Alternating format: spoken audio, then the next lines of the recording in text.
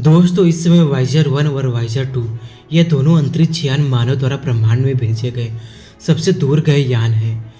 पृथ्वी से 24 अरब किलोमीटर दूर ये यान आज जितने आगे हैं कि लाइट को इन तक पहुंचने में 22 घंटे लग जाते हैं। प्रकाश की गति से आप एक सेकेंड में पृथ्वी के साथ परिक्रमाएं कर सकते हैं।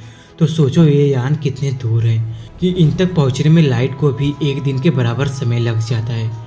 पर वाइजर 1 और वाइजर 2 अब तक के सबसे दूर भेजे गए स्पेस प्रोब हैं। ऐसा नहीं है कि नासा ने इनसे पहले भी कई स्पेस प्रोब भेज चुका है जो इतने दूर पर आज भी ब्रह्मांड में भटक रहे हैं। तो आइए जानते हैं कि यह सभी अंतरिक्ष यान कौन से हैं और नासा ने इन्हें कब लॉन्च किया था और आज यह पृथ्वी से कितने दूर पर मौजूद हैं।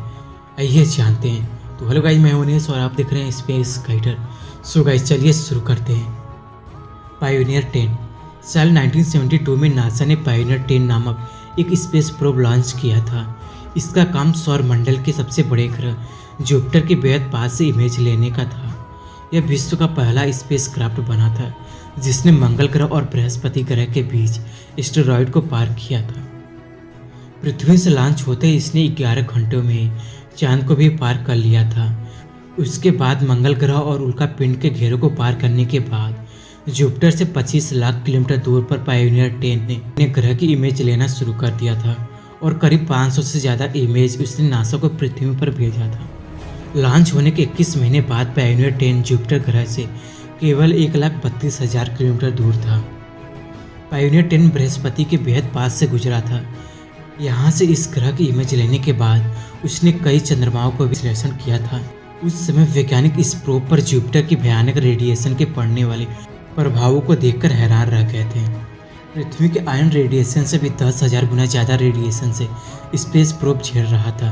इसके कारण कई बार इसके इंस्ट्रूमेंट फॉल्स कमांड जनरेट कर रहे थे। ज़बरदस्त रेडिएशन के कारण पायोनियर 10 जुपिटर के चंद्रमा आयो की इमेज के साथ साथ जुपिटर की भी बेहद करीबी से तस्वीर को खो दिया था। हालांकि बृहस्पति से थोड़ा दूर जाते ही यह गैनीमेड और यूरोपा की इमेज लेने में कामयाब रहा। इसकी पावरफुल ग्रेविटी से यह स्पेस क्राफ्ट अपनी स्पीड और बढ़ा लेता था और 3 साल के अंदर ही सन 1976 में यह शनि ग्रह की ऑर्बिट को पार करने में कामयाब रहा।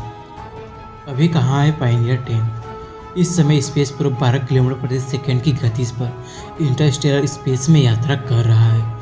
वाइजर 1 के बाद दूसरा सबसे दूर मौजूद स्पेस प्रोब है। वाइजर 2 से यह आज भी 30 करोड़ किलोमीटर दूर है, पर 2 साल बाद वाइजर 2 इससे पीछे कर देगा।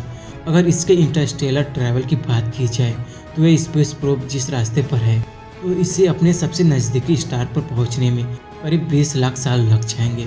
पृथ्वी से 68 प्रकाश वर्ष दूर अल्टेबन स्टार पर ही इस स्पेस प्रोब की नई मंजिल है। न्यू होराइजन प्रोब पृथ्वी से इस समय 7 अरब किलोमीटर दूर न्यू होराइजन प्रोब साल 2006 में प्लूटो के मिशन के लिए भेजा गया था। इसने पहली बार प्लूटो की कई हाई क्वालिटी इमेज लेकर वैज्ञानिकों को हैरान कर दिया था। प्लूटो जिससे पहले ग्रह माना जाता था अब एक ड्वार्फ प्लेनेट है। अपनी अजीब ऑर्बिट और पृथ्वी के चांद से भी छोटा होने के कारण न्यू होराइजन को प्लूटो तक पहुंचने में 9 साल लगे थे। यहाँ पहुंचकर इस प्रोब ने प्लूटो और उसके एकमात्र चंद्रमा कैरोन की सतह का मैप बनाया और उसके बाद वातावरण को एनालिसिस किया। इस समय यह प्रोब सौर मंडल के काइपर बेल्ट को पार कर रहा है।